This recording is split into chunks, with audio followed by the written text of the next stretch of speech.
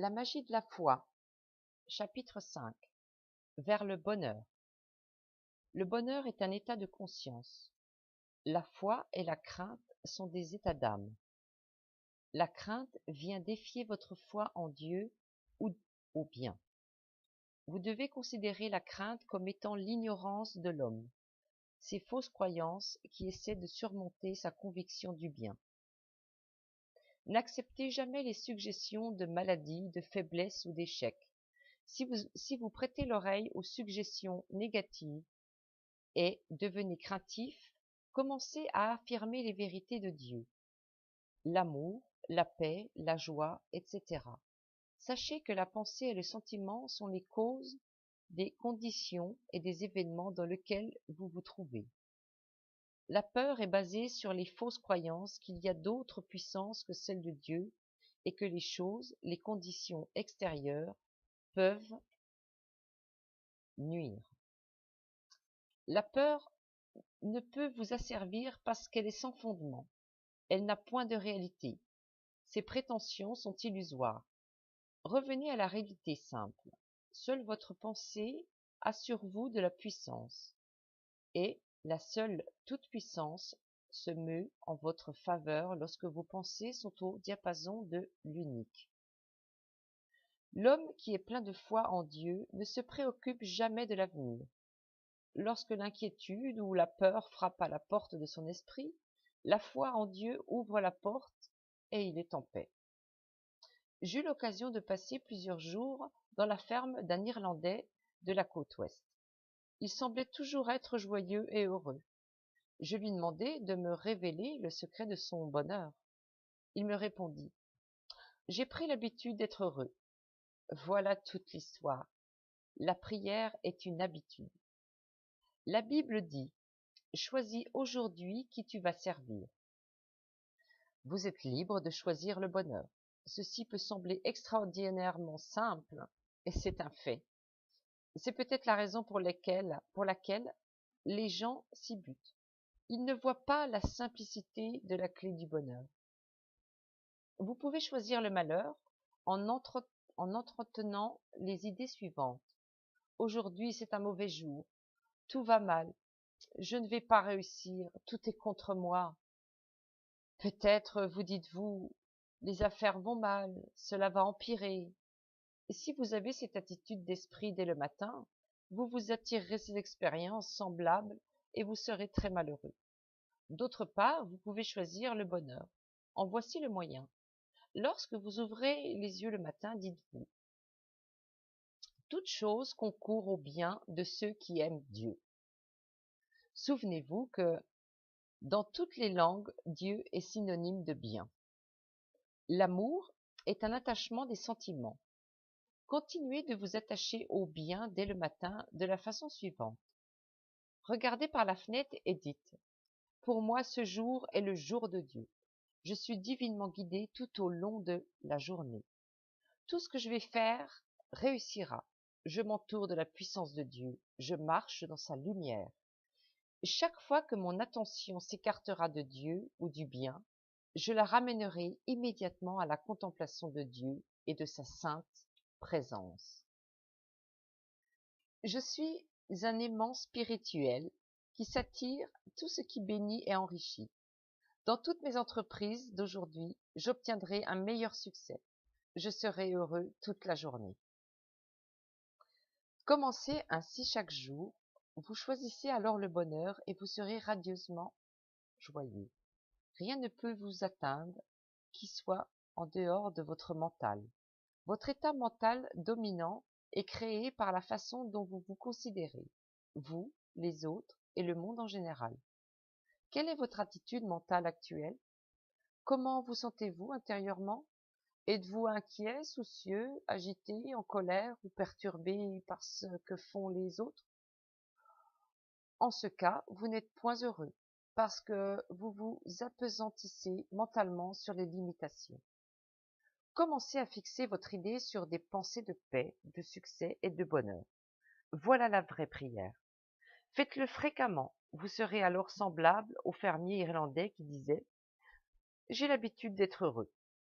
Votre attitude mentale dominante gouverne et détermine toutes vos expériences. Par conséquent, rien ne peut entrer dans votre monde que ce que crée votre attitude mentale. Aimez tout ce qui est bien, et vos soi-disant ennemis eux-mêmes seront contraints de vous faire du bien.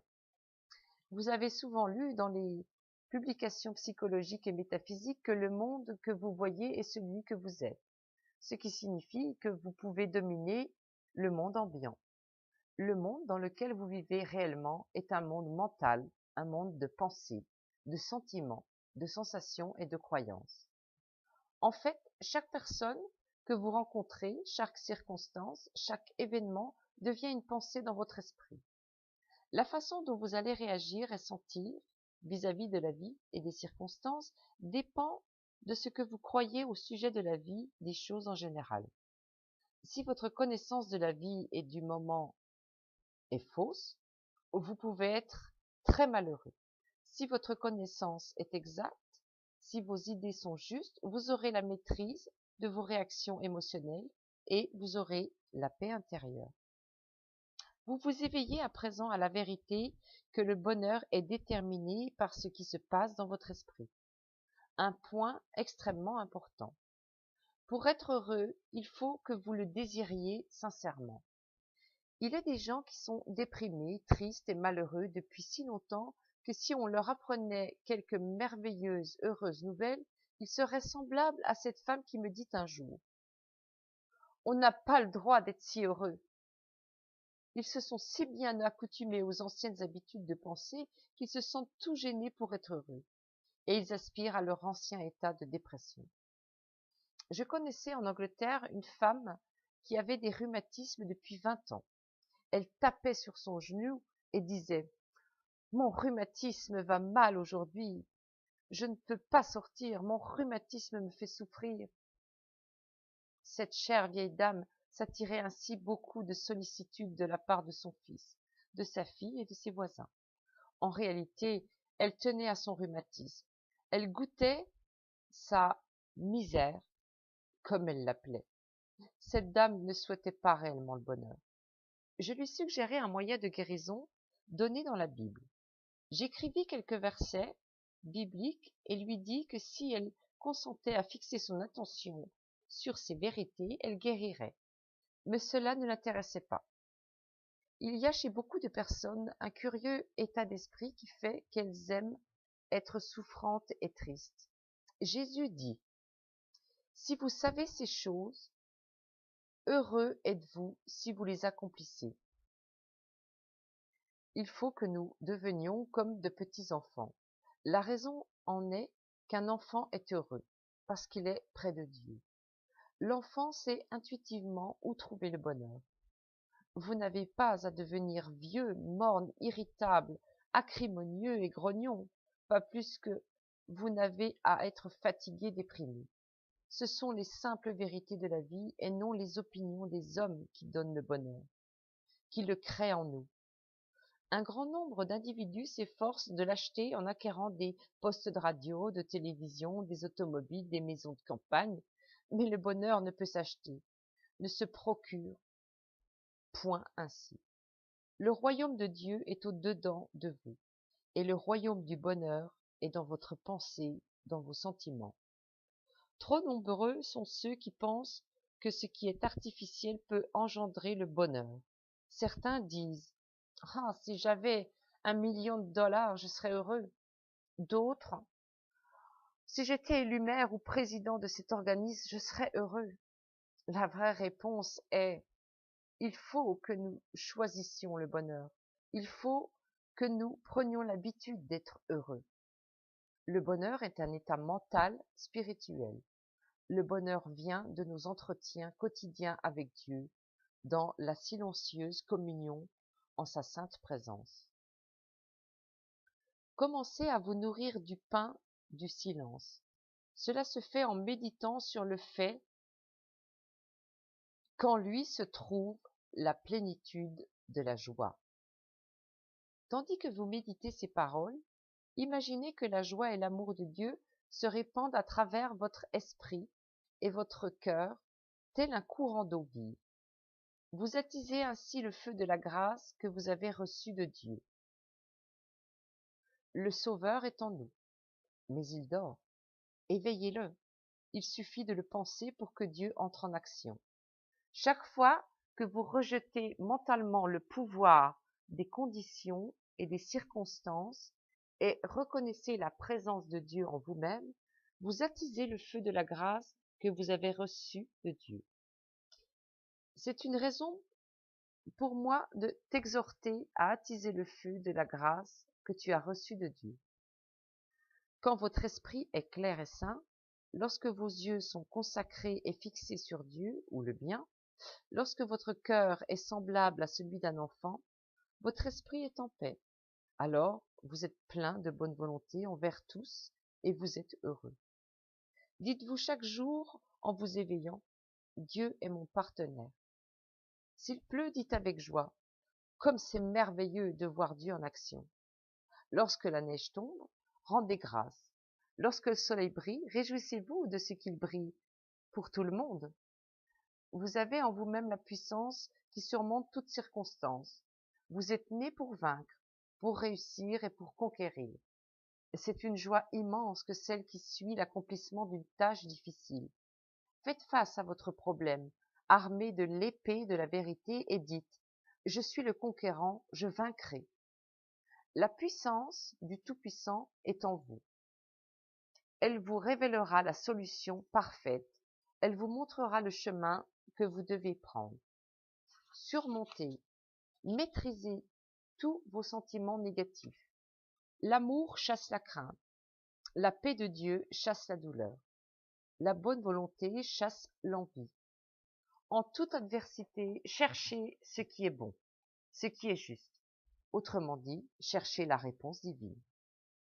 Rentrez dès maintenant en vous-même et dites-vous, chaque matin, je me répéterai, quelque chose d'heureux m'arrive. Le mal n'a point de réalité, car votre mal, c'est votre esprit troublé. Dieu est la vie, et la vie cherche sans cesse à s'exprimer dans les sentiers de la joie et les chemins de la paix. Sa tendance est toujours vers la vie plus haute, vers le progrès. La vie s'efforce de s'exprimer à travers vous en tant qu'harmonie, paix, joie et bonheur. Voilà les vérités que vous cherchez. Il n'y a que le bien dans le plan cosmique, universel de Dieu.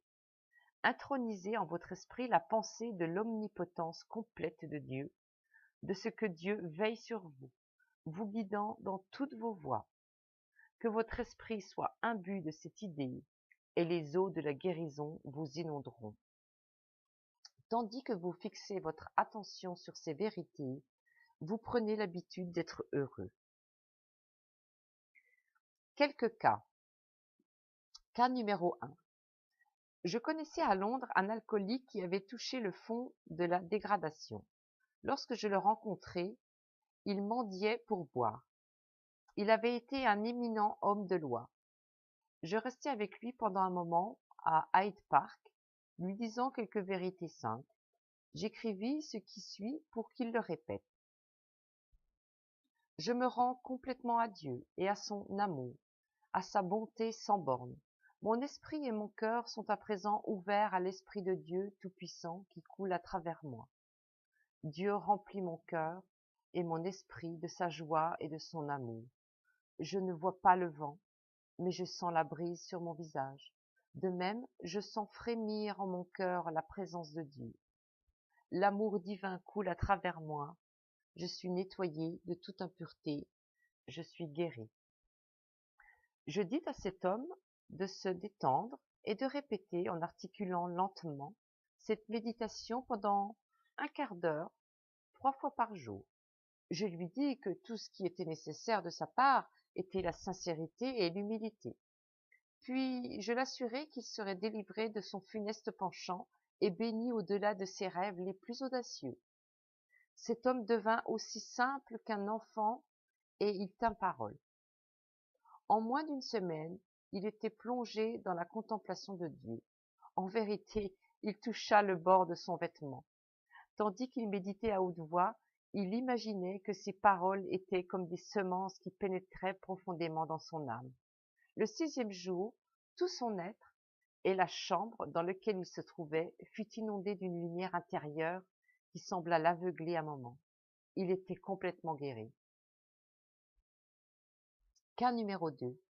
En tournée de conférence à San Francisco il y a quelques années, je rencontrai un homme qui était très déprimé et très malheureux au sujet de ses affaires. Il était le directeur général d'une firme et avait, envers le président et le vice-président de l'organisation, un profond ressentiment. Il se plaignait de l'opposition constante de ces deux hommes. À cause de ce conflit intérieur, l'affaire déclinait et il ne recevait point de dividendes. Voici comment il vint à bout de son problème. Dès son réveil, chaque matin, il méditait ainsi. Tous les membres de notre corporation sont des chaînons spirituels merveilleux et divins dans la chaîne de sa prospérité, de son développement, de sa croissance. Par mes pensées, mes paroles et mes actes, j'irradie envers mes 2 associés et envers tous nos collaborateurs la bonne volonté. L'amour divin et la bonne volonté remplissent mon cœur pour le président et le vice-président de notre compagnie. L'intelligence divine et sa sagesse prennent à travers moi toute décision. Tout est en ordre et tout se fait dans la justice. J'envoie les messagers de paix, d'amour et de bonne volonté devant moi au bureau, et la paix de Dieu règne en maître suprême dans l'esprit et le cœur de tous. J'avance plein de foi et de confiance. Cet homme répétait lentement cette méditation 3 fois le matin en sentant bien la vérité cachée dans ses paroles. Il y mit de la vie, de l'amour, de la vérité et de la beauté, et elles pénétrèrent profondément dans son subconscient. Lorsque des pensées de crainte ou de colère lui venaient à l'esprit pendant la journée, il se disait « Dieu est en moi ». Au bout d'un moment, les mauvaises pensées disparaissaient et la paix revenait à son esprit. Il m'écrivit lorsque je rentrai à New York au bout de 2 semaines, disant que le président et le vice-président l'avaient fait appeler pour s'excuser et lui avaient dit, en lui serrant la main, que l'organisation ne pouvait se passer de lui. Il en ressentit une grande joie. Son bonheur venait de ce qu'il voyait Dieu dans autrui et de ce qu'il irradiait l'amour et la bonne volonté envers tous. Le bonheur véritable lui vint lorsqu'il se mit à pratiquer la présence de Dieu. L'amour libère, l'amour donne, l'amour est l'esprit de Dieu. L'amour est la panacée universelle. L'amour dissout tout ce qui ne lui est pas semblable.